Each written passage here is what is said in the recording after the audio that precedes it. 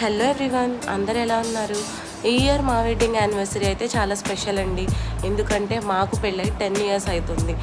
మేము చాలా ప్లాన్స్ అయితే వేసుకున్నాం ఈ సెలబ్రేషన్స్ కోసం. కానీ మా అన్నయ్య పెళ్ళి కూడా సేమ్ టైంలో రావడం వల్ల ఏమీ స్పెషల్గా అయితే సెలబ్రేట్ చేసుకోలేకపోయాం. ముందుగా దుర్గమ్మ టెంపుల్కి అయితే వెళ్ళేసి దర్శనం అన్నీ చేసుకున్న తర్వాత భీమవరం అయితే వచ్చేసామండి. ఇంటికి వచ్చేసరికి మా చెల్లైతే ఇలా చిన్నగా కేక్ కటింగ్ అయితే అరేంజ్ చేసింది. ఫైనల్గా మా 10th యానివర్సరీ అయితే చాలా సింపుల్గా అండ్ హ్యాపీగా నా ఫ్యామిలీ మెంబర్స్ తోటి సెలబ్రేట్ చేసేసుకున్నాం.